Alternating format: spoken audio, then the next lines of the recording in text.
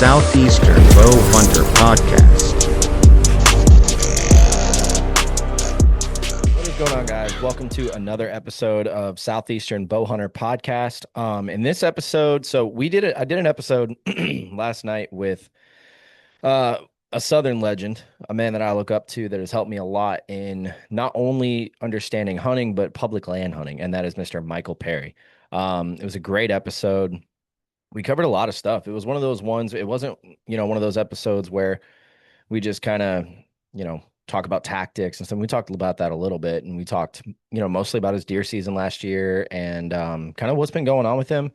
And honestly, it was just a lot of fun. Michael's one of my favorite people to get on this podcast. So before we get into it with Michael Perry, I want to touch on something, a little bit of update. So Facebook has decided to try and shadow ban the podcast again. I don't really know what's going on with that. They said something about a post that we made went against the community guidelines. I made a post about it basically so Facebook could see it, and so to let you guys know that, look, we're going to post stuff anyway. All right. So hopefully you guys are still seeing it. I'm sure it's going to work itself out, but it kind of made me a little mad because it's the second time in like 6 months they've done this. And I'm not the only one that's out there posting this stuff. Hunting content and animals that we've killed or other people have killed. Like, I don't really understand what the deal is. So just kind of a heads up. Some of y'all listening may get, stricken with it too, or stricken with it, however you want to say it. And yeah, unfortunately, it's a necessary evil that we have to use just to bring you guys the show and help this thing grow. So anyway, that's my rant on that. Before we get started with Michael Perry, you guys know I got to run through the partners. So I'm going to run through these kind of quick. The podcast is brought to you by Sportsman's Empire, Osseo, Boutique, G5 Outdoors, Prime Archery, Dialed Archery, Moultrie, the Bow Hunting League, which there's some really cool stuff coming, Boning Archery, which there is also something really cool coming from that, Scrape Doctor, Victory Archery, Catalyst Archery, which I'm running through these kind of quick, but talking about Catalyst, I'm working on a video that I just started kind of filming for and putting stuff together for today on the new, like basically my whole bow setup, right? So I'm going to go through everything that I have on there. I just got some new Catalyst Archery stabilizers that I'm not going to say I had them personally made or custom made or anything, but it's this new design that he's kind of working on that I am a big fan of. And it allowed me to play a little bit with colors. If you're watching the video, you can see a little snippet of it behind me. But these stabilizers are awesome. So I'll be making a video on that. And last but not least, Unbound Archery. So that's all the partners. If you want to go help support those guys to help support the podcast, go down to the description below, click on the link, and use the codes that we have provided. And there's going to hopefully be a couple changes coming from this. As far as new partners added to the lineup, things are rolling, man. So before I go into my usual thing, there is one other thing I want to talk about. I have officially confirmed July 11th of this year is going to be the 4th annual Southeastern Bow Hunter bow shoot. We're gonna have it at Clybell Archery Range like we always do. It's gonna be free. So you don't have to pay for anything. Bring everybody that you can. Try to carpool because parking is a little bit limited.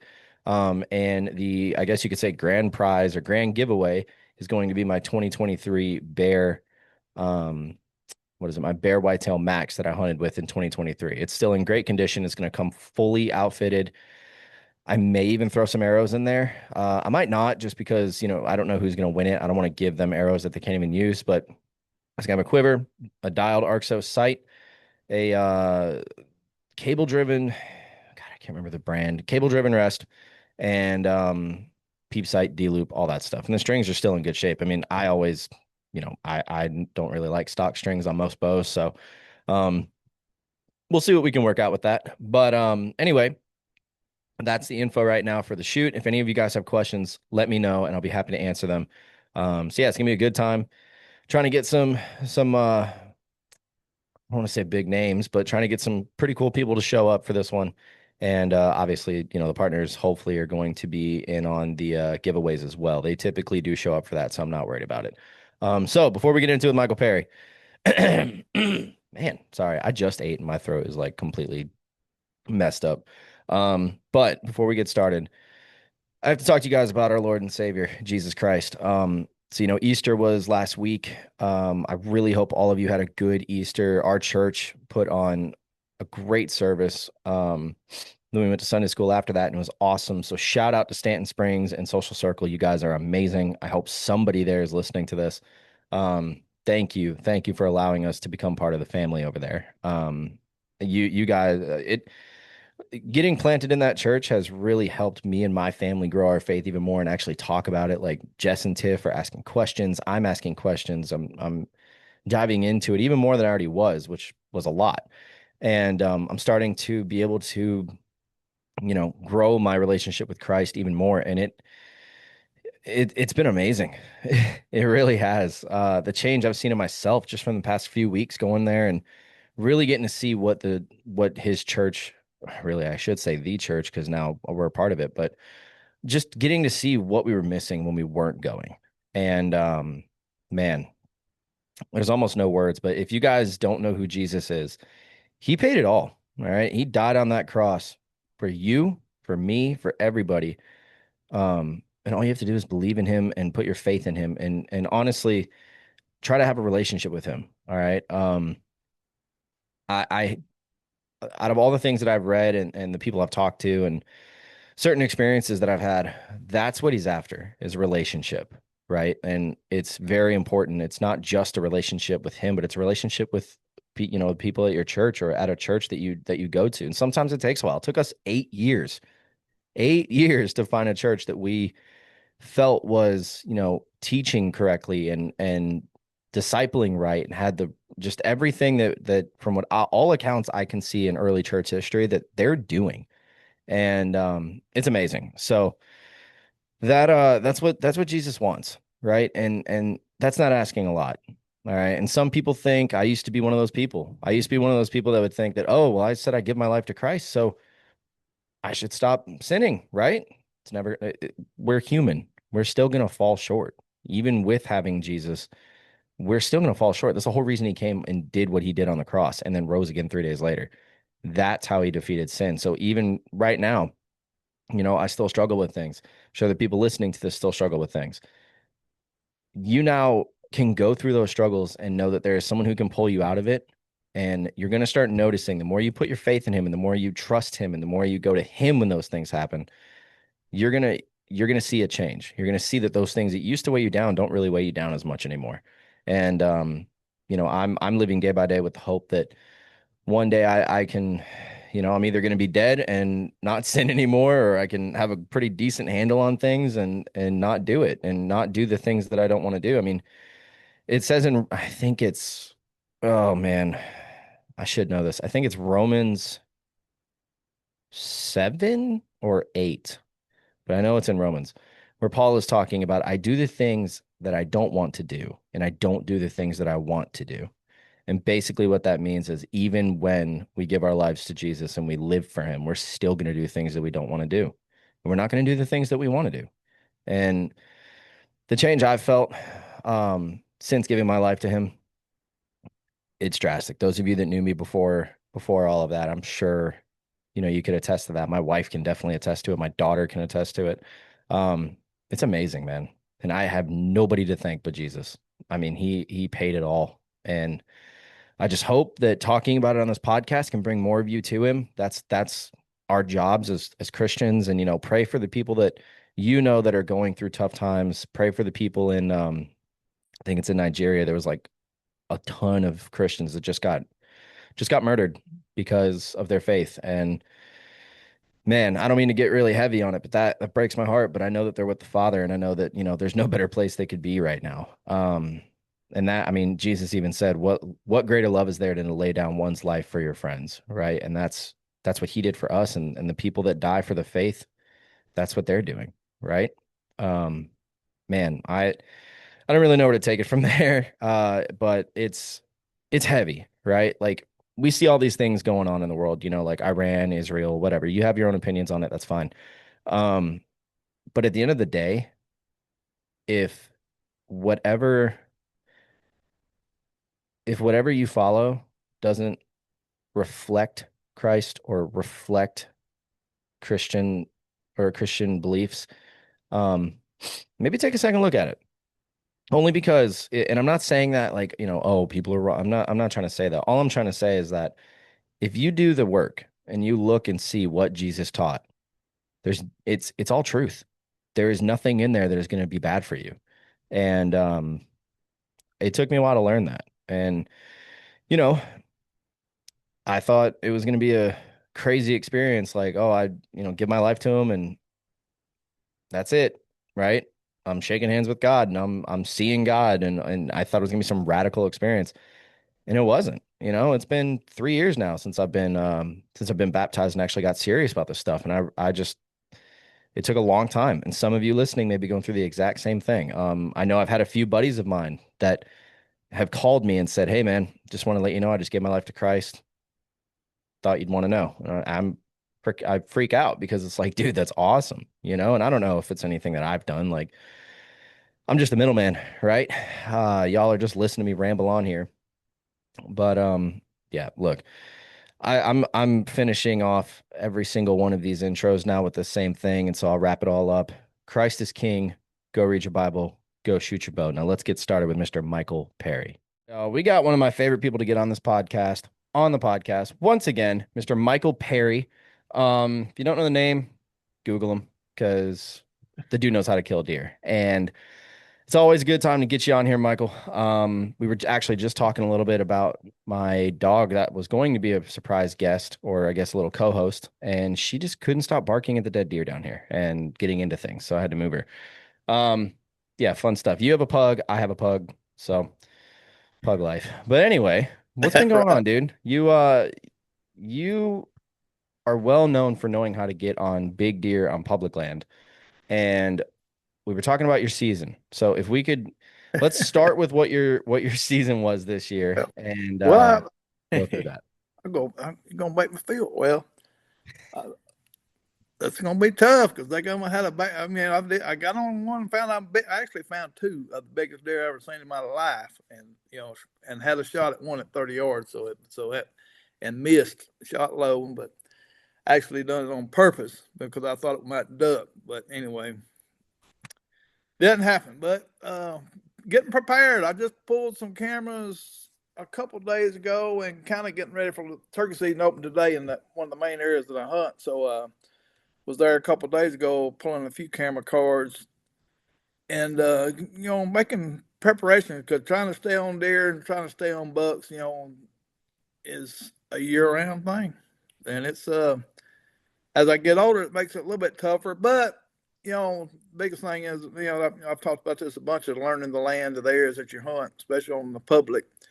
It means a lot. So you kind of know stuff. But now I'm trying new things. I'm going out of state more, so that's exploring that. So, but that's a bunch of leftover bucks in one of my main areas. I actually had a camera picture of the one that I did kill in Alabama, the 127-inch black warrior buck that was pretty cool because usually I don't. That's a rarity for me to take one that I had on camera. So of course, most of y'all know that I don't do camera checks but twice a year and after season and right before season. So I still got a couple more cameras left. It's looking good though. It's kind of worrying me a little bit about the rain situation. We had a little bit of rain the other night, but it's still kind of moist. So our deer are going into good shape this year. But last year the drought and stuff before that had kind of messed it up in the winter. So, but they were fat this year, the ones that were harvested. So, but Yeah. Yeah, trying last year to was weird, man. It was because, so you're talking about like rain and stuff. So I've been my whole off season so far, I've been planning on planting a food plot this week.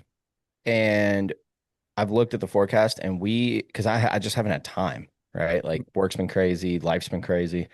And so my wife's out of town. And so I was like, dude, perfect time. I can go door knock. I can plant food plots. I can do this. I can do that. I can scout whatever I want to do. And none of that has been able to happen because of work. And then I look at the forecast. There's no rain coming for at least a week. So I'm like, well, I can't go put this stuff out and then it'll just burn or the deer will eat it up or something. So yeah, I wish we were getting rain. I'm jealous. I'm very jealous. Like we got 2 days of rain well, and that's it. I think y'all are going to be in the same boat, as us for over a week or so. There's not even in the forecast. But we did Yeah. have a good rain like 3 nights ago or something. So there was some mud holes and stuff in the areas that I walked through Monday and today. So, but we I love doing out of state stuff. Public land stuff. My wife and I, we went to Wyoming and stayed for 3 weeks. She had an antelope tag and was successful on the antelope, a nice one, 250-yard shot. So I'm proud of her. So it Man. was sweet, and got part of it on video. It's on the YouTube channel, but it was a very cool hunt. And went to Iowa for 3 weeks, I think, nearly. Done a bunch of scouting and hunting, and I had a huge buck that I missed. I mean, and seen another whopper one, and seen plenty of bucks. So it's that going out there is really kind of eye opening. As far as Yeah. seeing what we've seen. I've been to Kansas before and was successful on a decent buck there, but seeing what you see out there, they're more visible and stuff, and it's it's something else. So I mean, it's a lot harder work to see them here that big. I don't. Again, two of the biggest deer I've ever seen in my life was in a 1 week span in Iowa. So it's that tells you something. You see a bunch more good ones, and another thing is they said that they got like 1/4 of the population that they had 10 years ago. I was like, good Lord, I don't. Good Lord, man. Yeah, I talked to one of the local guys, and he said 10 years ago you could about walk out your back door and shoot a 150 in a couple of days or something. I was like, wow. So, but That's wild. Sounds yeah, like downtown Atlanta. yeah. So, but Yeah, it's I a was one of whole. those. Go ahead.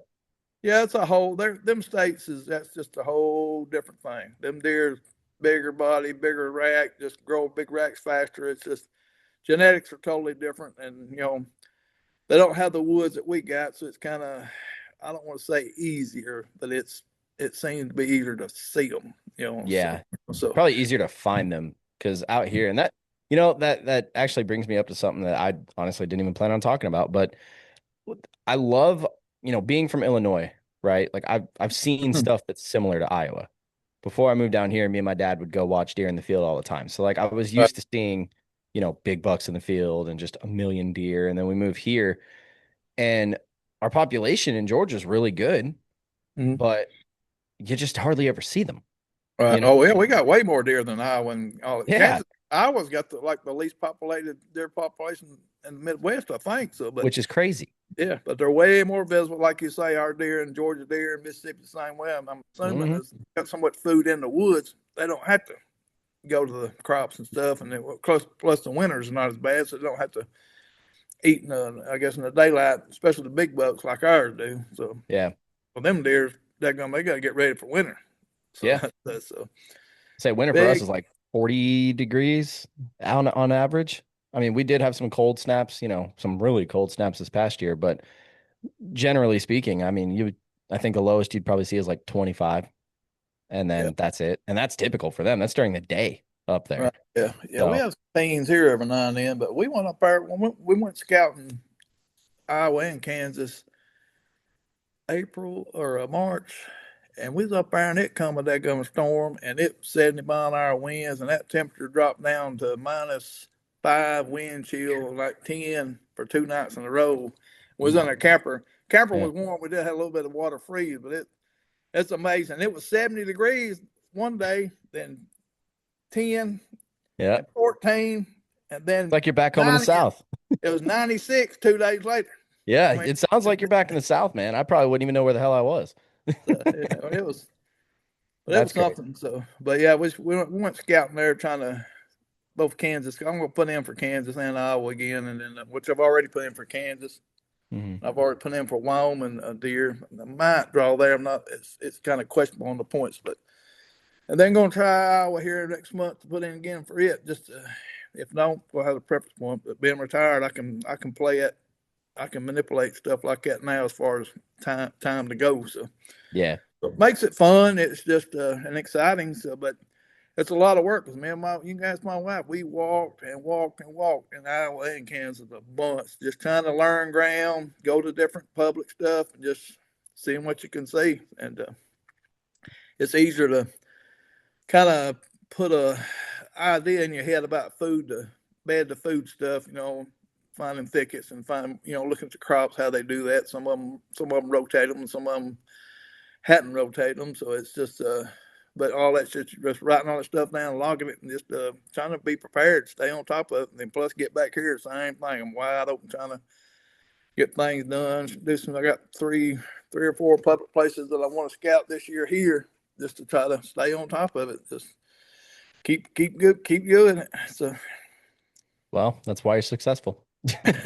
well, I mean, I really do like, so I've got a buddy, I've probably told you about him, but he's always telling me that he wants me to get people on here to, talk about like woodsmanship and public land because he hunts a lot of public land. Because where he's at, he doesn't really like, he's a trucker, right? So he doesn't really have time to, go door knock. He doesn't really have the right, funds to, I guess, buy a piece of property. Like he could probably join a club if he wanted to, but with his limited amount of time, it doesn't see to him, it's like not worth the investment, right? yeah, well, yeah, but ain't Georgia?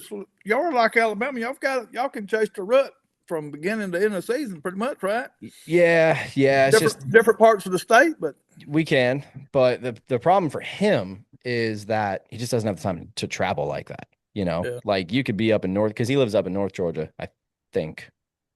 North or it's like Northwest. I don't know, but he's got um he's got like no time, and I feel like I have no time, but I could always make time to go hunt, right, and he's not yeah, able to do that. wow, So we yeah, dude, we always talk about you're always my go-to guy when it comes down to public land in the South. Because like the thing is, and that this is why, because where we live is completely different than like the Midwest, right? right, oh yeah, And a lot of podcasts, and I like the guys that run these podcasts. I'm friends with them, I love listening to them.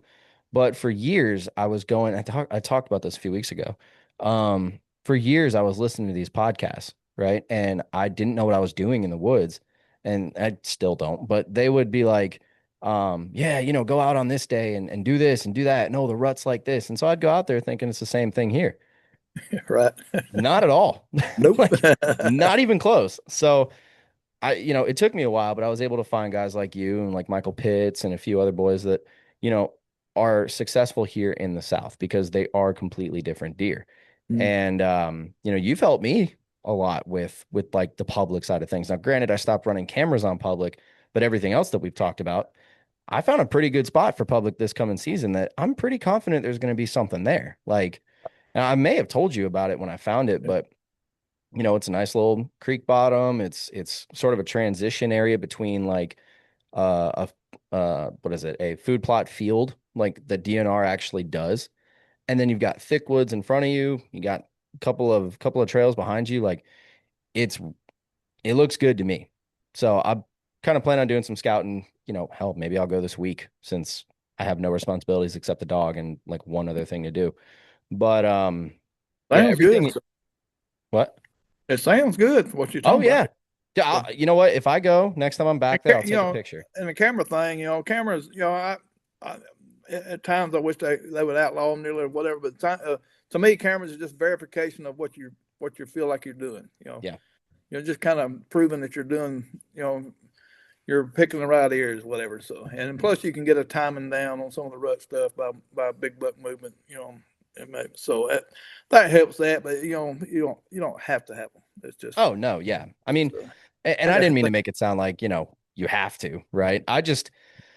I've had bad experiences on this one public piece with cameras, which you can't hear her barking, can you? I can't hear. No. Okay, hopefully it's not picking it up. I really don't want to have to edit that out because she is going nuts. Um, but anyway, I did run cameras on this piece for a couple years. I actually still have some cameras that I think anyway are still there. Yeah. And I went back to a spot this past season to go and try and find one, and it was gone. So I've probably lost three or four cameras on that property that I got to the point. It's like, man, I'm not giving cameras away for free. Like I'm just gonna do what you guys tell me and use what I've learned. And if I see something big, cool. If I don't, it's public. I'm not gonna worry about it. Um, but I feel like you've got like you really have, we'll never master hunting, but if there's one person I know that if I have a public land question I'm calling, it's you. So like I Yeah. wanna I wanna Appreciate that. Well, of course. I mean, dude, you look behind you, like you know what you're doing, right? So I look at you as like one of the guys that I can ask really any question to, and you're going to give me a straightforward answer rather than being like, oh, well, go do this or, go look this up. It's like, no, this is what I've done. We're in the same general area. Right. So same terrain. I mean, heck, you're the reason that me and Josh have even talked about going to Alabama this year. And I'm supposed to go to Wisconsin in November. So like my wife's Hey, probably not going to yeah, be too happy, but you that know, sounds like a fun in Wisconsin. That's oh, kind of dude. me and my brother talk about like that. If we're kill like if we both get a monster one or real big and real good representation like Iowa and Kansas, we might do some of them different ones. If we're talking about Ohio and Indiana, Yeah. and because and Wisconsin's over the counter, right? So it's just And it's not that that makes expensive. yeah, and that makes it easier. So, but Iowa and Kansas right now has got me kind of, and and that's another thing is Kansas you can't run cameras on public. So, and we were successful. I killed a decent buck, and my brother had an opportunity. Iowa, I could run cameras there. So, but it didn't take long for, I mean, just a few days basically to have two or three places we knew that we could had an opportunity. So it just Yeah. so and just and just it makes you feel better and give you confidence. So and and plus Wisconsin is like the number one state as far as Boone and Crockett deer. So So let me tell you about this place.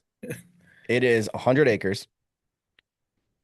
I've been saying it hasn't been hunted in 15 years, and then my dad told me, I don't know why you keep saying that. That's not true. So I misunderstood what he told me, but uh the guy that owns it doesn't hunt it a lot. I know that. So it's not heavily pressured. He's not hunting it right now. Well, obviously not right now, but like recently, I don't think he's hunted it. And I was talking with Scott Bakken from Dialed, and then I had Dan Infalt on the podcast and told both of them like the right, area.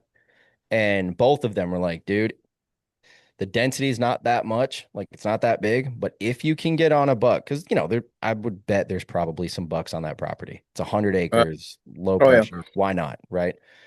They were like, if you can get on one, there's a good chance there's a really good buck up there. So it's worth it. I mean, I'm hoping I can still go, because we're looking at moving and there's a lot of gears turning, but as of right now, that's the plan is to go. And so yeah, dude, I'm trying to branch out too. It's just, I've had this thing, and maybe you felt this early on in your career, but like I want to sort of get good here first. Like I kind of want to learn this place and learn Georgia and learn the spots I have and be successful on a mature animal. Because I mean, I killed one buck last season and it was a spike. I mean, nothing wrong with that. Like I right. got Oh yeah, just as emotional about him as I did the one behind me. right, But it, I'm not. I'll say this. I've changed up how I view things, and maybe you can comment on this. You know how in the hunting industry and community, the hunting community too, all people care about is killing big bucks, right? Like if you don't kill a 180, you ain't nothing. Is kind of the general thing I've gotten. And I don't think that, but no, so I've changed my view on it where it's like, look, if I see a deer that looks cool to me and I'm going to be happy shooting him, I'm going to shoot it. yeah. So I'm curious your thoughts on that. Like, Yeah, it's I can understand their thoughts, to an extent, but it's down here in the South that the numbers as far as goals, you got to rethink that. As far as if you wait on the 180 in Alabama and Georgia, you're gonna have a long, boring life yeah, probably. I wouldn't even think about that, but it's tough. I mean, managing's fine, but I want it to still be open for people that just meat hunt to have that opportunity. And that's a big thing about the public to me.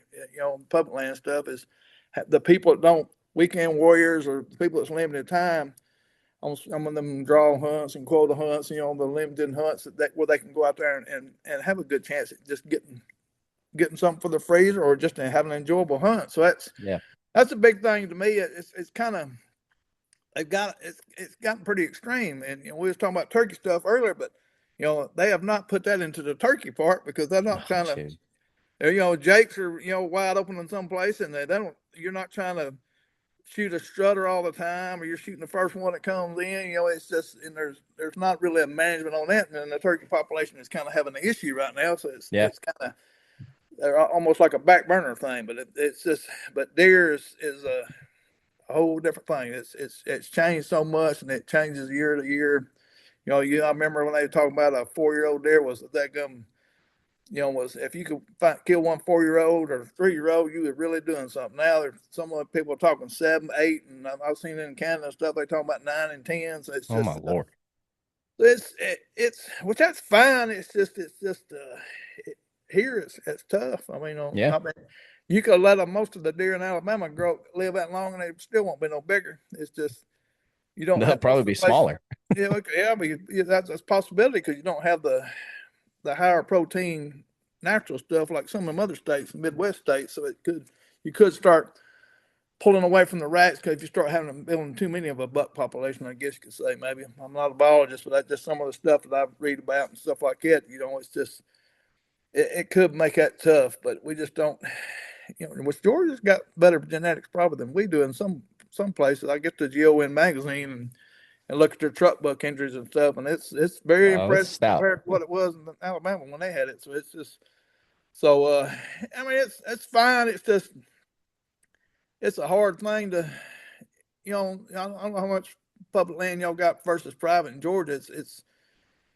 It's hard to put both of them on the same table, Yeah. public and private, because it's just I mean they're not the same. So it's Yeah. just the states give you, like in Alabama, they give you plenty of range to do what you want to do, but people pitch fits because they try to get things changed. But if you got private land, you don't have to shoot.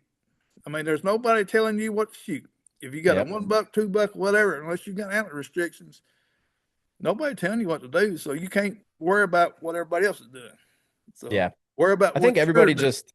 they just want to be like a Lee Ellis, And like, look, I went through it too. I spent 2 years chasing the same deer, and that was the Yeah, worst 2 seasons I've. And granted, I did kill does and stuff, but it right. wasn't fun, man. Like I wasn't sleeping and stuff, and I was grumpy, and it Yeah. was just I didn't enjoy it. And like I remember that spike that I shot because it had been 3 years since I shot a buck. I mean, the buck behind Uh, me was 2022.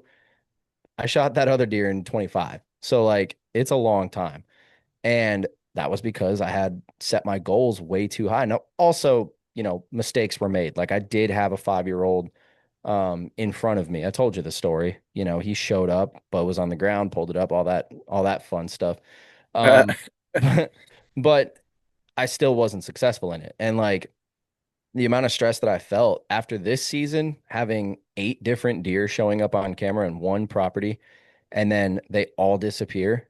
And I'm playing the cat and mouse game with them. And like I mean, literally the youngest one was probably 3.5 that I would have shot. uh, Everybody else was older.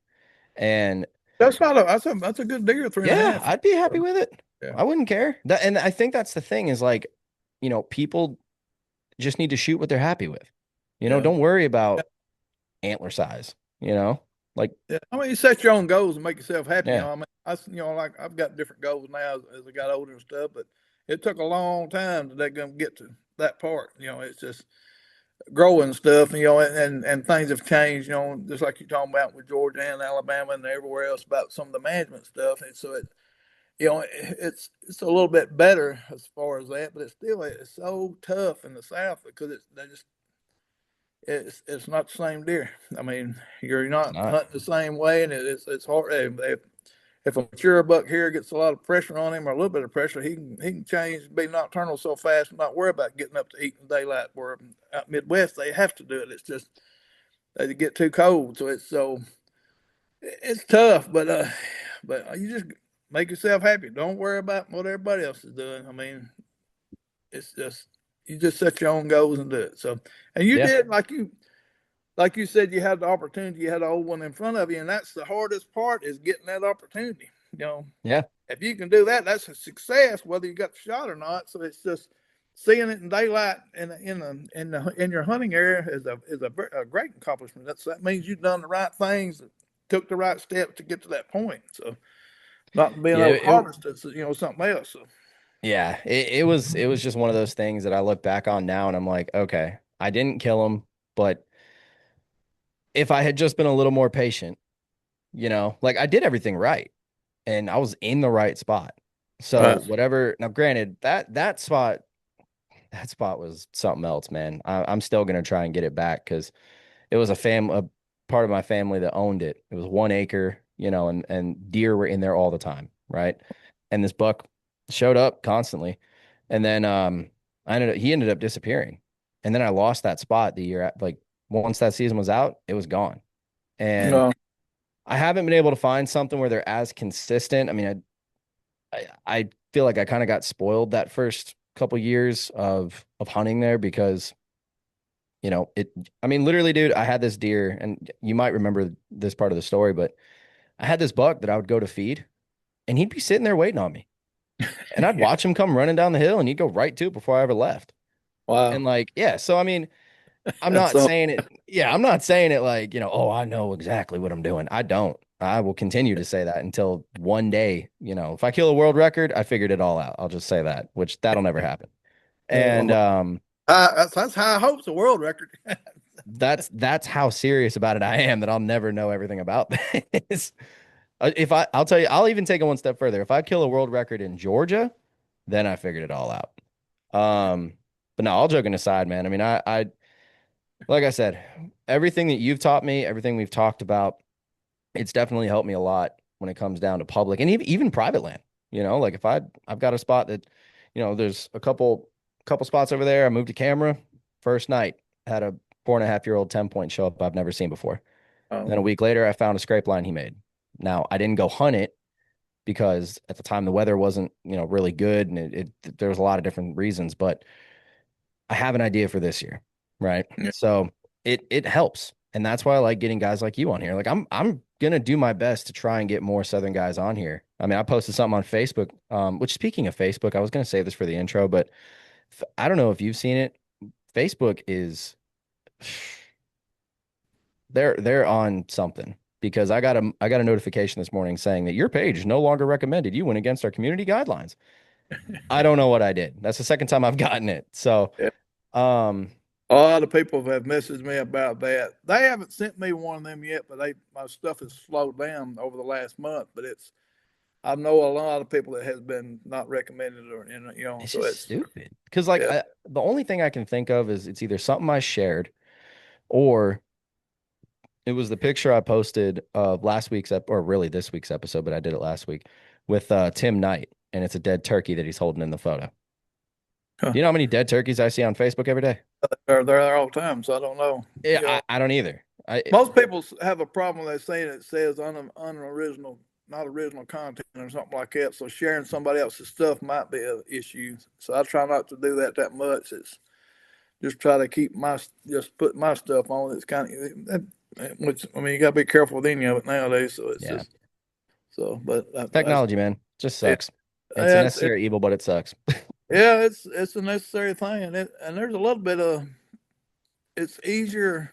Like we got monetized this past year, maybe last year, or through Facebook somehow or another. I don't really know how. They just sent me Yeah. an inbox. I asked somebody about it, but it's easier than YouTube. I mean, as far as Oh yeah. the work, so I mean, Yeah. whatever. But so that's just and it's a benefit, I guess. We're not might make a tank of gas, every couple of months or something, especially Hey, it's nowadays. something. Especially with But these yeah, gas prices now, it's yeah, something. it's something. It helps. I mean that little bit helps. Just that's one thing. Just don't. Biggest thing is just keep putting stuff out. Don't Yeah. Well, that's try to I be made a post of it and I was like, look, Facebook's trying to ban it or trying to shadow ban whatever they're trying to do. I don't care. I'm still gonna post stuff. So right. they're gonna have to shut it down to make me stop. Yeah. But all right, I want to change gears a little bit. So your 25-26 season, what how did that go? You were telling me a little bit about it. How did that go? I had a monster in Iowa that I missed at 30 yards. I'm talking about 180 plus. I'm talking about he was something else. It just I had him. I kind of had this Typical or spot. non-typical? He had some flyers and stuff, but he was real typical. But he had a couple flyers. Yeah. Okay. He had that gun brow tine that like it's a foot long. Oh, I mean, long tine, long beam. Just bro. It was something else. And when I seen him coming, it hit me so much as that one that record book when I shot. It was so similar frame and stuff. Yeah. But had him figure. I mean, had the spot kind of figured out. It worked like I wanted it to. It just when he'd come through pretty quick. I had to get up and had two places to shoot. He went through the first one, and I got him stopped in the second one, draw, and knew it was 30 yards. Had all that figured out. When he stopped, he was looking toward me. I said, well, I'm going to aim low and thinking he was going to draw, and it just went right through that hairline. He didn't twitch. He didn't move. The arrow hit the ground. He just turned, done a couple hop stops, and just walked off. Never Dang knew it, what man. happened, man. So but he was a monster one. And I'd seen another one the week or maybe 4 or 5 days before, one of the first areas I was hunting quite a bit, and it was a big old typical thing. It had more mass, and it might have been it had to be 170s or so, God. like a typical 8 or 10 point or something, just a huge sucker. 170s as a typical. That is Yeah, just yeah, it was a big old that's a thing. whole different animal. Yeah, and I videoed that a little bit, and then he was following a doe. I tried to pull him off the grunt stuff, but he just wouldn't do it. He was just trailing her. So real good time there. My brother had some opportunities when, of course, talking about my wife doing the pronghorn, so she done that. So then we come back to Alabama. Didn't start hunting here until Thanksgiving, I think, and Whoa. maybe a week before. I had a chance at one buck, and it was questionable. I couldn't really tell if it was big enough to shoot, and he got away from him. One of the public hunts, and then Thanksgiving morning, I got a nice 127 inch 8 point that was following a doe. So that was a real successful. Proud of that. Big old circle, about 208 pounds. First deer I ever had pack out. I got guys go back with me, pack it out Dang. like a mile and a half back. So Wow. very nice 8 point. Then got another one on a different piece of public land, on a river public land. First buck to get there, and it wasn't big as I was hoping it was big. It was a 3 or 4 year old buck, but just didn't have that good a rack. It had a Yeah. decent little rack, nothing major. So had a couple opportunities though, but it was good. So I'm fine with that. If I can kill one decent one in Alabama, that's a pretty good goal for me. Now I pass up a lot of stuff nowadays. So but everything's looking pretty good for next year. So my So wife, my wife didn't really get to hunt much here. Her mama was in and out of the hospital, so it kind of pulled away from that a little bit. So, but still, we had good times and stuff. So, I mean, that's all you can ask for. oh yeah, You know what I'm saying? Like that I love hearing that because that is like really I've learned what is the most important part is just have a good time. right, Don't worry too much about like we were saying earlier, don't worry too much about what other people think because ain't nobody care. that's right. I mean, Yeah, dude, that one guy in Georgia, South Georgia, killed a 211-inch buck. I heard about that maybe a month or two ago.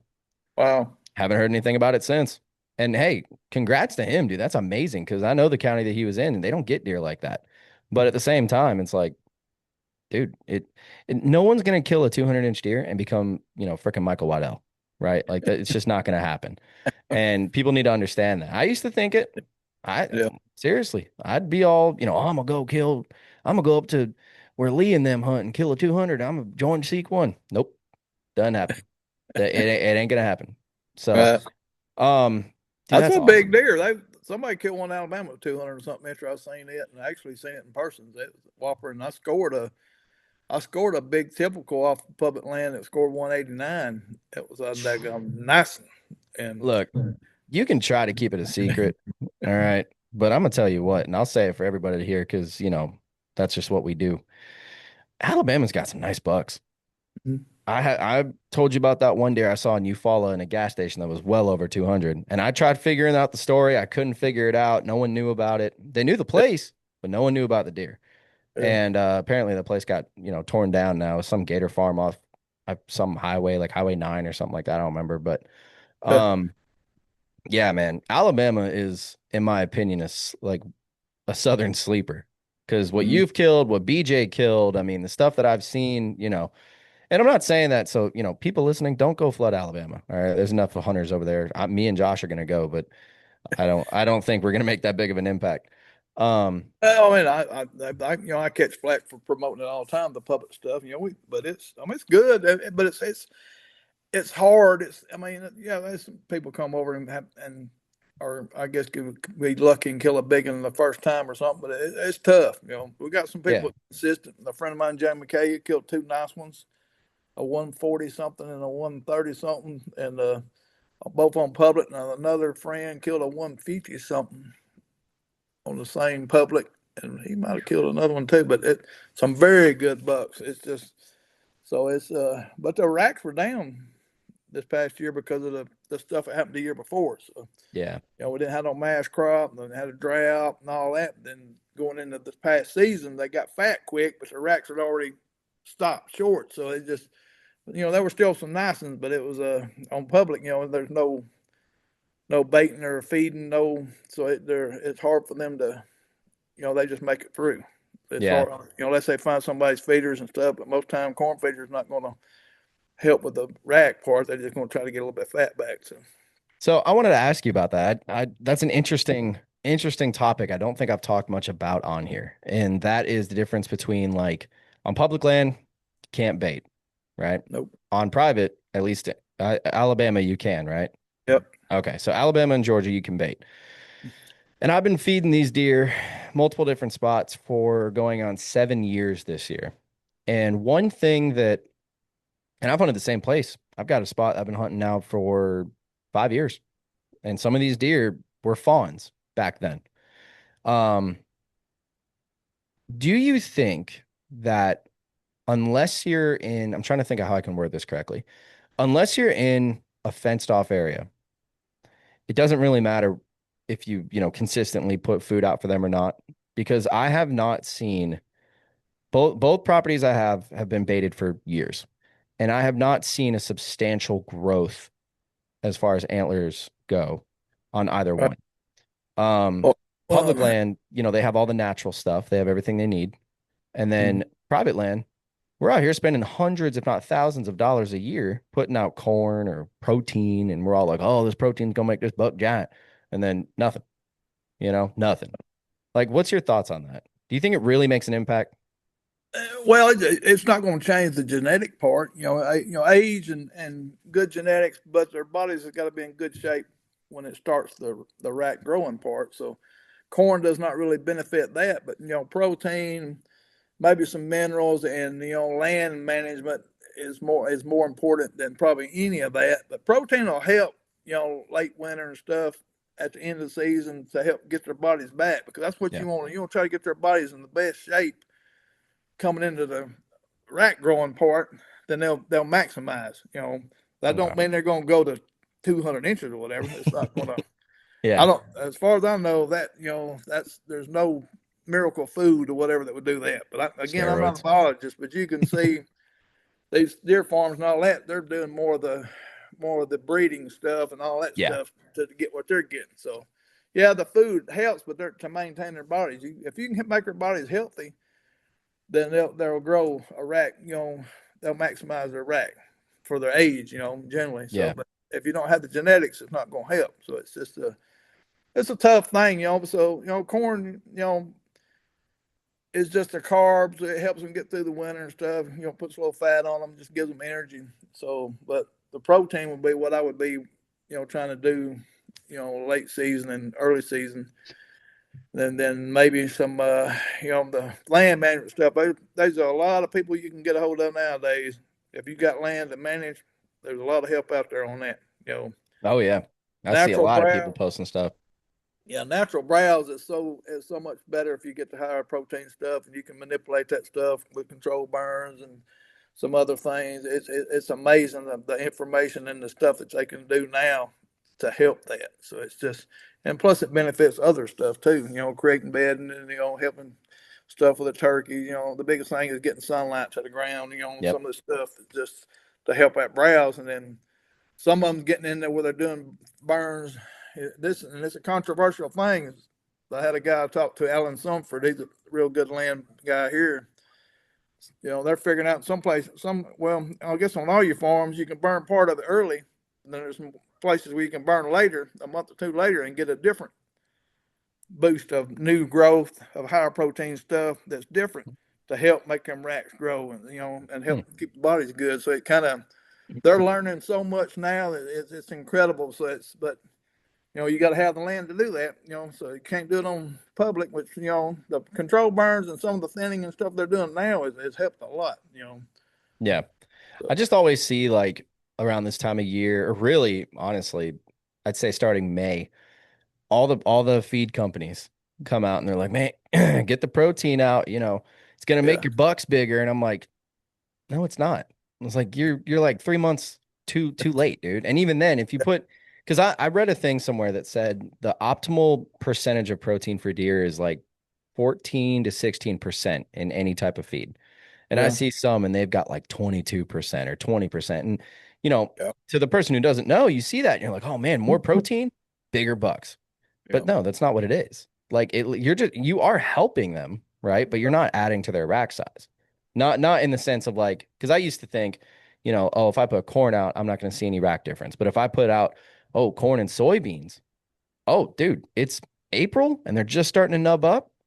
Yeah, that buck's gonna be a giant because it's just got protein. And you don't see anything like that. And what I've noticed, yeah, and this is why I wanted to bring it up because like public land, you don't bait. Public land, you can scout, but you're not going to spend every single day at the same place, or maybe even multiple times a week, right? right, When you feed, because I've run into this a lot. When you feed, you're going back every week. If you're like yeah, me, where you can only afford a bag or two at a time. And so what is that? That's pressure. And I've seen it. yeah, Like the spot that I had the all those bucks at last year. Yes, I keep feeding to pretty much keep them around, but I've noticed it takes 2 days. And I'm not even sweating. I'm literally in and out. And it still yeah, takes 2 days for these deer to show back up. So I've started wondering, like, you know, maybe hold off on it. Maybe go once a month, maybe, do a little micro food plot or something. Um, that way I don't have to be in there. And those mature deer are not going to feel the pressure. They didn't feel it last year, but it seems like they're starting to catch on. So, I mean, yeah. is They that pattern. something? Yeah, they pattern. It's so easy for them to pattern repetitive, repetition. So that's just they're sharp on that. Big bucks. Especially mature ones, they do so much traveling at night, so they learn their house. Yeah. They recognize any different odor. They track them back to the trucks. Track them to tree stands. It's just they do so much at night that you're not aware of that. That's how they learn you. So if, the more you're going in there, the faster they learn you. So it's kind of that's why, like you heard me talking about the trail cameras, I only do it twice a year and stuff like that. Once I learn somewhere real good, or if I find something that looks real good, I don't overpressure it. That's one of the biggest things, is because I don't want them to learn me, or so Yeah. it makes it, I don't say easier, but it makes it a little easier. So at Well, and it least, just makes it where they don't know that, like, they might smell you the first time you go check the camera, or maybe you're scouting a little bit and they're like, oh, person was back here. 6 months go by, that scent's gone. And that deer yeah, probably will remember because I know deer remember stuff like that, right? But they'll be like, 6 months ago, Michael was in here. Maybe he had bacon that morning. I don't know. And, that was it, right? And yeah, then they don't even think about it. yeah. And another part of that is most of the areas I hunt is a travel area for the rut. So them bucks are only in there for Yeah. a week or two time frame, God, dude. and I'm not So there doing smart. the I'm not there during that time frame messing with cameras. I'm there to hunt if I'm there if I can. So that's a key thing. If I manipulating cameras, during the actual deer season, you're training them then. So that's why I Yep. don't do that. I stay out of that stuff. I can go in there to hunt. So it's just it takes, and it's I mean everybody's trying. It's the newer generation. Some of them they because of social media and all that, they want instant success. So it's hard not to keep doing that stuff. So it's Yeah. I fell into that too. I see what's funny. What's so funny about this, man, is like, this is why I love doing the podcast because year by year, I have you on and I'll have some of the same people, not every time, but a lot of the same people will come on and we'll talk about stuff like this. And I look back to the year before and I'm like, oh, well, I got this camera and I did this and I did that. Now I'm like, I'm not doing any of that. Like, I learned none of that works. And it's just crazy how especially newer hunters will fall into this stuff like, oh, I've got to have 30 cell cameras on a 10-acre property. I need one on every single tree. I need to know yeah, where this deer is coming from. It's like, dude, all you have to do is go find the trail, set up one camera, and you're good to go and stay out yeah, of there. yeah, And I feel like I've finally gotten to the point where I can actually do that, you know? I mean, I'll be honest, man. I used to take on or take in so much hunting content that I was obsessed. You know how many hunting videos I've watched in the past 3 months? Like two. Oh, two. Yeah. I just feel like it's because you hear multiple different things, right? Like you hear like Chris B. I love Chris B. He's in Iowa. None of what he's doing is really going to help down here, right? I mean, maybe some, but I just wonder like how okay, so I do want to ask you this just for the people who maybe haven't listened to your previous episodes. When you're talking about cameras, um, what is your game plan on that? So, like you said, you go twice a year. What times do you usually go? Soon as deer season's over with, I'm doing postseason scouting, looking for new areas. But I keep cameras in some old areas, just leave them year round, just kind of monitoring the different rut funnels. Because sometimes things will change, and it's information that you try to, like, I'll document it. If you have a no mass crop or a crazy mass crop, sometimes the deer change. Keeping up with doe groups, how they do that, how they use woods is very key. So I use cameras trying to find how bucks access to go check those. It's only for a couple of weeks, so Hmm. I'm basically going to chase the rut. Trying to do like Seek One or some of them where they're finding a monster buck and trying to kill him. I don't I don't try to do that. I've only done that one time, and it was kind of luck, but I had a good pattern on one, so it's hard to do that on public because you don't really know what else, how other people affect it and stuff like that. So it's just, so you got to be very careful. So I'm trying to find rut funnels, edges, transitions where more than one big buck will come through looking, checking doe groups. Those are the key thing for me is how, because they kind of homebody. Yeah. They'll split up and raise their babies and kind of be separate from the whole group, but they have their little areas and they pretty much there all year. They Yeah. don't do much traveling as a buck does. So kind of figuring that out, and then put cameras how a buck would use the wind or thermals or transitions or edges, and creek cross and stuff like that. And when they do that during that time frame, and then figure out how you can get there to hunt it. And I'm an in and out guy like the same way. So when I find these places before I put a camera out, I make sure I can get in there to hunt it. I don't want a camera in there just to get an inventory or just for the heck of putting one there. I'm putting a sucker there where I can hunt it. Yeah. Most, you know, every deer I've shot over pretty much over the last 5 years or so, with the exception of some of these new places I go to, there's a camera there when I shoot it. He might not be coming by it, but it's in that gum spot, and that's how I learned to hunt that area. So it's just, and I try to find new places every year for me and my wife to kind of stay ahead of some of that stuff, and just trying to, I mean, because every now and then you'll have some people that kind of pressure you or whatever, so you kind of be able to make some changes to be able to adjust. So that's more key to me than of course, y'all got feeder stuff that are trying to do a feed tree hunt. It's just I'm just trying to find transition areas and then and get them on camera and keep them dates because them dates are pretty consistent, as far as Yeah. rust. So You taught me that. so You are it's the reason why dude, I really need to start sending you this stuff when it happens. But like it typically tends to fall on dates that I can't go hunt, right? But I do have cameras out and I'll have a log. Like I have an album that has nothing but deer photos.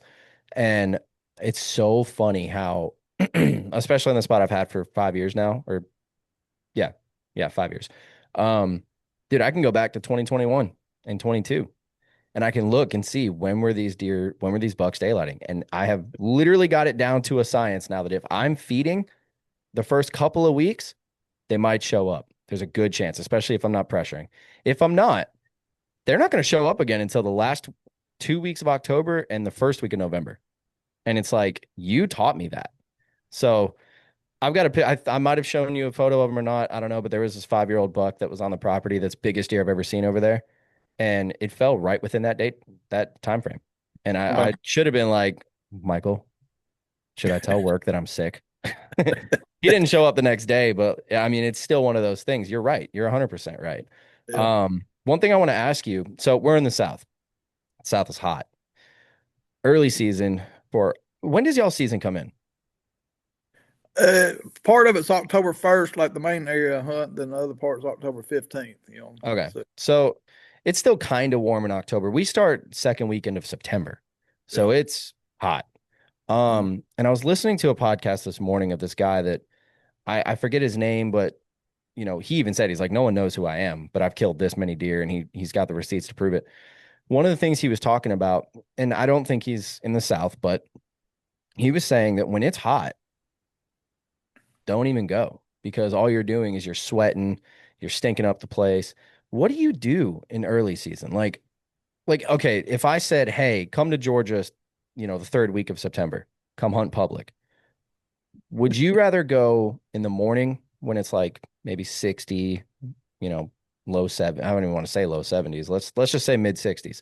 Doesn't really start getting hot till about 11 o'clock. Or would you say, "No, man, I'm not doing it. It's going to be too hot." Like, what's your thought on that? Well, it depends on what I'm trying to do. If I'm mature buck hunting, I will early season. I don't hardly ever go in the mornings. It's very rare because it's so hard to catch them coming back. They're Yeah, usually already back to their bedding area, and you're going in with a light. You can't really see everything, so you don't know what you're screwing up. So a lot of times a mature buck, if he sees you, he'll just flip out and he knows you're coming. Things gonna change a little bit. So he's got you figured out. So in the evenings is the best is what we just started doing. Is just sneak in the evenings somewhere where they're coming down or coming up a point where we think they're bedding at to hit acorns or wherever it is their food source. And that's the best shot. But it's so hard to get a mature buck during that time frame because it's so hot and they don't they don't have to move that much in the daylight. It's just they're they're bedding some kind of secure place, and if it's nasty and there's one white oak or red oak or whatever there that starts to drop, they don't have to go anywhere. yeah, They'll fill around there until dark, and then do their that's stuff. it. It's so much harder. So I keep that kind of and my real good places, whatever. I don't mess with them until the right time. It's just because you'll just like you say, you'll teach them a lot, and it's going to hurt you a lot. So it's just so I try to find somewhere where I think I do some of that postseason scout and find where a buck's betting on some points and stuff. That's where he's at now. And thinking he's going to hopefully be there in the fall, then I kind of go back and spot check, just look for a big track coming down crossing the creek or something, and then make my mind up if I want to try to hunt him coming down there. If he's coming up a point where white oaks start dropping, because usually I start dropping higher up than before lower. So Yeah. kind of figuring that out a little bit. And maybe some people have luck, and I don't do it that much early season on food plots. So even though they've just planted them whatever, because they'll come in there and get them sprouts, you might be able to catch a buck or a bachelor group, a 3 or 4 year olds like that. But if you're telling me to come to Georgia in September and it's not nowhere near close to the rut, I'm probably gonna say, hey, that's gonna be I'll see you tough. in November. Yeah, so let's make a little So, bit. I mean, I'm trying to go for the best odds of success yeah, nowadays. I mean, being young, you've done everything. You just wide open. It didn't hurt you. Now it hurts me to do stuff like that crazy. yeah, So I try to plan it better and just kind of think it out. And like I've got that journal, like you're talking about, I got stuff documented all the way back to the 80s. And then I got pictures saved of big bucks yeah. every year I save all the big bucks that are left over and that in the area that I get on camera and just keep up with them dates when they're moving in daylight and just kind of figuring out patterns like that. Just try to make it easier on yourself. So So basically, what I got from that is, if it's hot in early season, you ain't gonna mess with it, if, unless it's like a uh, giant and you can get in. if because opening day, they ain't had no pressure. I'm gonna go, Yeah, you know. But I'm not going to overhunt a place. Me and Kathy will go and we'll spend a couple of days on a spot and then we'll move somewhere else.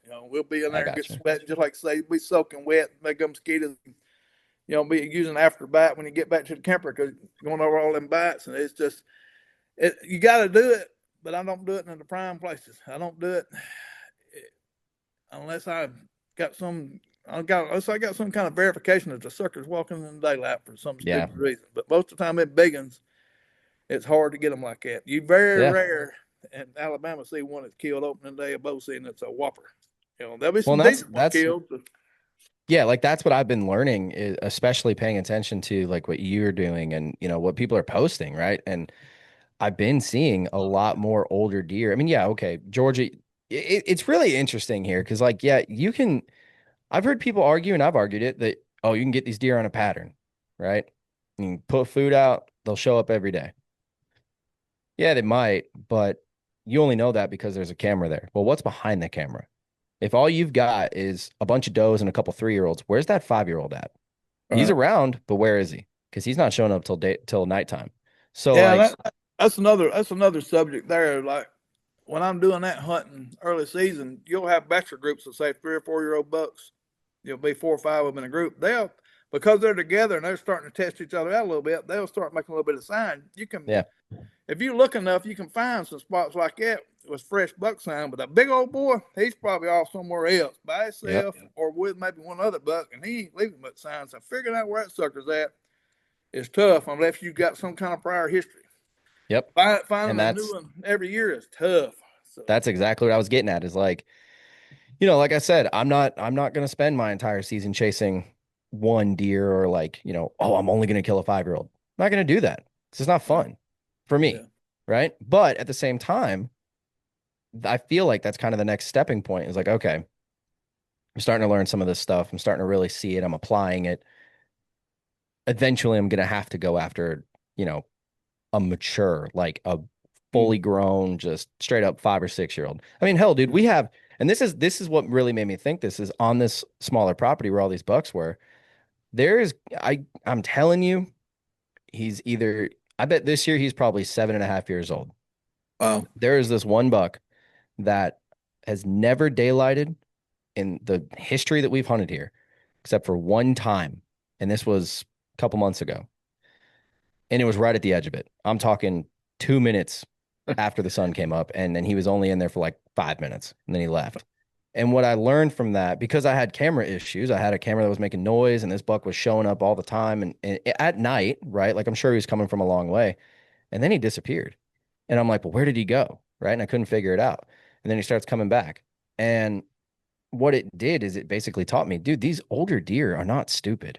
Like you can convince yourself all day long as someone who puts out food, oh man, so and so's got this new feed and it smells like cinnamon. I'm gonna go put it out. It's gonna bring every deer around. No, it's not. That older deer is gonna catch that scent and he's gonna go, that's new. Yeah, I'm not going over there till it feels safe. And it could be a week. And it's amazing to me how different the older bucks are. And I've really started focusing more on like, okay, what do I need to do to get on them?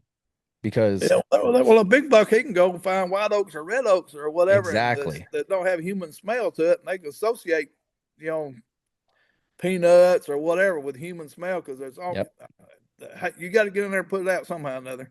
Yeah. And you're going to have some kind of ground disturbance. It might not be human scent, but you're going to have ground disturbance or something to let them know that somebody's been down here, something has Yeah. been down here. So I've they, personally seen that. I've seen the effect that it has, which again is why I'm kind of like, dude, I don't even really want to feed anymore. But I know the neighbors are doing it, and it's like, well, I want to kill something, you know? yeah, right.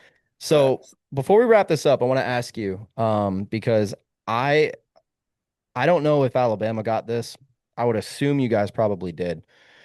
I think my buddy Jesse that came on a few months ago, he's in Alabama, and I mean he knows his stuff, but he told me that he was kind of struggling a little bit. Did you guys see a major acorn crop this year?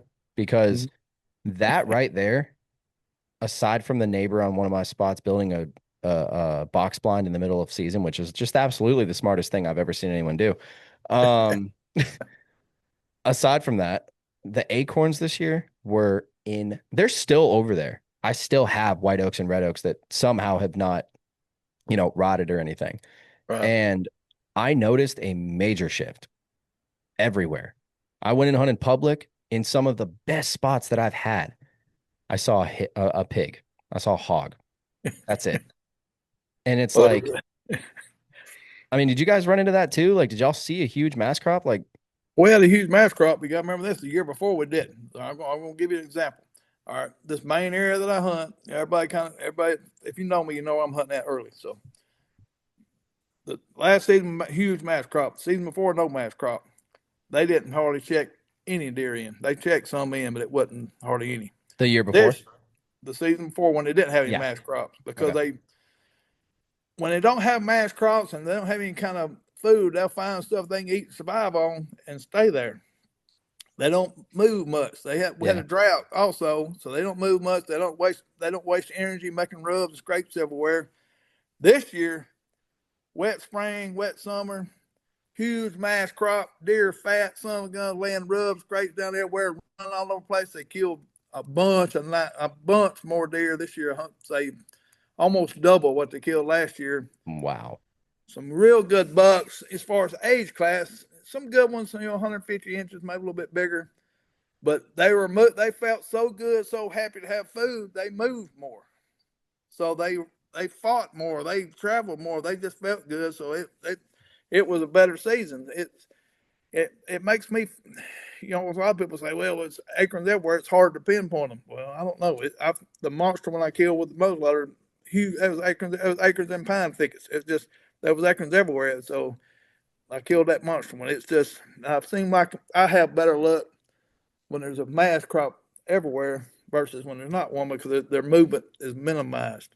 Yeah. But y'all with food is kind of different with that. So but I like it when we got plenty of acres. So Yeah. The one thing so my taxidermist, when I took this buck over to him, we were talking about this because it was first week in November I shot this deer. So I was already struggling and, acorns were just falling like rain, dude, every single day. And so I was excited. And then I started seeing the deer disappear on all the properties I was on. And I'm like, what is going on? And, now looking back, I probably wasn't in the best spot. And like I told you about that one camera that I ended up putting out and seeing that big buck. If I would have been hunting there, guarantee you I would have at least seen something. yeah. I know that for a fact. And so gonna lead that into this year. But we Yeah, were talking. That's the only thing about the feeder thing is it can kind of hurt you a little bit because that affects that. So Yeah. Well, and if you're learning more about the natural part of the woods, how acorns and all that affect things, you can adapt. Where the feeder thing, if you're kind of using that as your main focus, then when you have a huge mass crop, deer say, "Hey, I ain't got to go that feeder. I know yeah. Ken Bob's coming down there with that bucket every 2 days. I'm staying over here in these acorns or whatever." So it's just something you gotta. It's just a learning. You're young. You'll learn all that stuff. You just gotta adapt. So Yeah. Well, and it helps knowing guys that have gone through this, right? And like that's what I was getting at with Chip, my taxidermist, is I bring it up. I'm like, dude, there's tons of acorns everywhere. And I got food out, I got this. And he started laughing. He's like, man, you're wasting your money. I was like, what do you mean? And I've heard, I've always heard that once the acorns fall, they ain't gonna go to your food no matter what it is. And yeah, I believe that. But I just thought, I'm like, well, there's acorns in there, there's food in there. Why would they not be there? And then so he was telling me, he's like, look, we've had such an amount of acorn crop this year. They're everywhere. And it's hot. These deer don't need to move. And I was like, yeah, but it's the rut. He's like, doesn't matter. He's like, they are going to be in the oak bottoms, and the does are going to be there because there's food. The bucks are going to be there because there's does and food, and they don't have to move. They're not going to respond to calls. And he was dead right. The only reason, so I did call in that spike, and the only reason that I did that, I think, is because he just probably happened to be walking by, heard me do the grunt call and a little doe bleat. And I mean, I've got a video I could send you of him running up the little hill. And you could see me, like it was a trail camera video. You could see this buck come running in. You could see me in the tree stand. You see my arm go out to grab the bow because I'm like, oh my God, the Lord heard me. yeah. Like it was one of those moments, man. And first time I've ever called in a deer. I mean, it was awesome. And he was checking scrapes. Like I checked off all the boxes as far as like, okay, they're hitting scrapes like crazy. There's acorns around here. If I make some noise, maybe something will show up. It just happened to be a spike. But that was the last, I'm not even kidding. That was the last deer that I saw in the stand the rest of the season from the first week, November 1st. So the last time I saw a deer while I was Wow. hunting. Yeah. And so, it kind of showed me like when we have a huge crop like that, I've got to change things. I have to go somewhere else because if I don't, and I'm like, oh, well, Tractor Supply's got a deal, it's $6.99 for 40-pound bag of corn. I could buy probably 5 of those. More corn equals more deer. It doesn't work like that. Right. So I finally figured that out. So it's just one of those things, man. Like you said, you say I'm young. I don't feel young. I mean, my knees and stuff click now when I walk. It's a weird thing, but yeah, I mean, all of that, dude. Like, yes, there's time to learn. And like I said, having guys like you and, other buddies of mine that have been doing this way longer than I have, I know that the learning curve is not going to be as steep, but I'm also stubborn. And when something I'm told doesn't work, I go back to old trusty dusty yellow acorns and hope and pray, like it's starting to get to the point where it's like, dude, that's not working. So what do? I need to move. I need to go find them. I can't just stay in one spot and hunt the same stand over and over and over and over, thinking, oh, well, today's going to be different. The wind's just a little different, or it's a little colder. They don't care. They know that I'm in there. I mean, that's the biggest lie.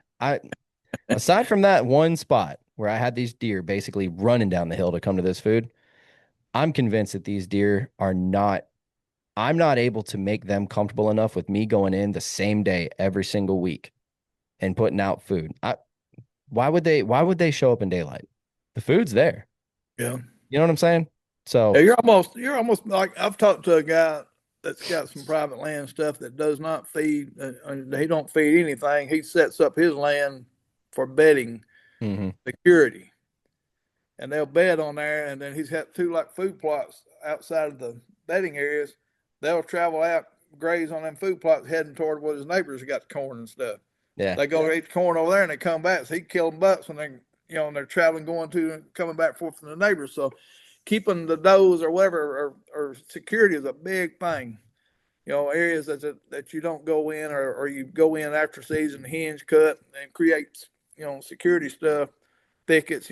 Some with like thermal cover when it's hot, and some when it's cold where they got protection, and then don't mess with it during the season and let them learn that, and they'll start homesteading there. Then you can kind of use that as a tool versus the food part. So it's just, because yeah, security is real, real key.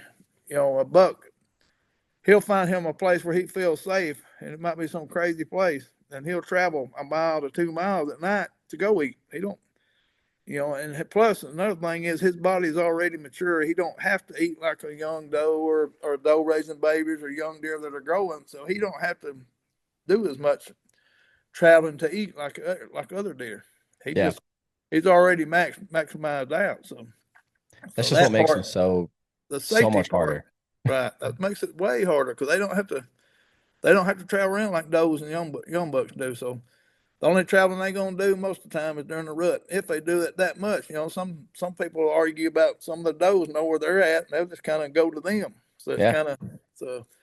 But then you'll have to figure that part out. That's another tool that you got to figure out, or how to learn, or a strategy to learn. So, but I think I would, security and traveling between security areas, is real key that for me versus the food thing. I keep up where the like wild oaks are and the red oaks, beech trees, stuff like that, food plots, knowing that stuff. But I'm more worried about how they get in there and how they're doing it safe, and then trying to meet and the way I can get in there to hunt it when they're doing that. So that's something to think about and try to put out. Even you can do that private, you can do it public, you can do it in the Midwest or wherever. yeah. It's just here we got way more woods than other places, so it takes a little bit more of adjustments. So So how do you, I guess we can end it on this, but how do you keep yourself out of the woods? Because one thing that and I've said this for years, man, and like I really saw the impact from it last year, where I'll say, like right now, I'd be like, yeah, man, I'm only going to go when the conditions are right. Now, I did skip a couple weekends, because the wind wasn't good and I didn't really have the time to swap, stands and stuff like that. But how do you can how do you discipline yourself to where it's like, I really want to go hunt, but I just know it's not the right time? Like, well, I mean, that's me being retired, so I can do it different. But I go hunt places where the time is better for that time. yeah, They going out Midwest or the some of the places we got here. As soon as Halloween hits, hey, you need to be hunting. You know, yeah, so other than that, if you want to hunt or be in the woods, whatever, go somewhere where it's least impact. Or go find you some public or something like that, least impact, and then doe hunt or other buck hunt. Y'all got plenty of other like bonus buck stuff or Yeah. on public stuff. Find something different and do that and learn or meet up with some buddies. Hey, let's go here opening weekend at this piece of management area or somewhere we've never been. Don't even go scout it. Just go and say we're gonna pick 3 days, scout 1 day, hunt 2 days, have a little big nanny contest or whatever. Just just working on your woodsmanship stuff like that, and then when the timing is right for your good areas, then you can go do that. So just kind of find something to keep you occupied, or work some overtime or something. I mean, it's. I mean, I know your mind's gonna be going because I was always the same way. I need to be doing this, but I've learned over the years it took a while. Hey, you can hurt yourself, you Yeah. know. So so you I might just have to got do that because we have, I mean, where I'm living now and where we're planning on moving, I'm still going to have three different public land spots that I could go hit. Now, granted, two of them open opening day. The second one or the third one, I think opens in October for like 2 or 3 weeks, but that might be what I have to do, man. Because I've gotten to the point now where, none of my spots are big. I've got one property it's technically 13 acres, but I can only really hunt about like two of it. And then the other one is 7 acres that butts up to hundreds of acres of big woods. And it's like, if I just go to those spots, because what I did last year is I'd go hunt one and then, maybe nothing happens. So then I go to the next one, right? Well, then nothing happens there. And I go back to the next one. And then after a while, you're just going back and forth. And some weeks you're like, well, I was there, last week, but then this buck showed up midweek. Maybe I need to go there. And it's just like, it's a cat and mouse game, really, So I was curious, like, I had a feeling that's what you were going to say is find some public you can just go play around in and not worry about it. yeah. Um, To find somewhere and go find a fresh sign and find the sign you're looking for and hunt it. See what happens. yeah. And learn from that. Maybe try something a little bit different the next time. Different type of elevation or something. Just put more tools you got in your toolbox, the better mechanic you're going to be, or the better hunter you're going to be. So it's just learn, try to expand your learning process. So Well, that's what I needed to hear. See, this is why I have you come on. You tell me what I need to hear. Awesome, man. Well, look, thank you for coming on. well, I Before we appreciate. wrap up, can I you tell really everybody enjoy where to it. find you? I really enjoy it, man. I appreciate you. I enjoy talking to you, man. That's one of my favorite ones to do every year. I hope we continue to do it. Oh, So, Facebook, is Michael Perry. Instagram's 18 Outdoors. YouTube's 18 Outdoors. So, appreciate y'all and looking forward to. We'll be in Georgia at the Mobile Hunter Expo in Dalton, Georgia, in August. I think is this year. So okay. we were there last year. So went to the GON Outdoor Blast last year. Won't be there this year, but Ah, then be into World Deer Expo. So in Birmingham this year. That's in July. So but we'll have booths at both of them shows. So Mobile Hunter hell Expo is yeah. a real cool one. So Yeah, I might try my hand depending on the weekend it happens. I might try to come up to the Mobile Hunter Expo. I'll tell you why after we get off of here. But yeah, I'm gonna do my best to come and see you guys. I hope you just made my head grow like a million times by saying this is one of your favorite ones to do because that means a yes, lot. yeah. It means a lot. It really does. Dude, that's awesome. Thank you for that. I appreciate it. I'm not lying. I mean, I'm honest as I can be. So. Awesome, dude. Well, Michael, thank you for coming on. Thank you for teaching us even more stuff. It's like every year you've always got truth to tell us and things that's going to help us in the woods, hopefully myself. And yeah, dude, I guess until next time. All right, but I appreciate you.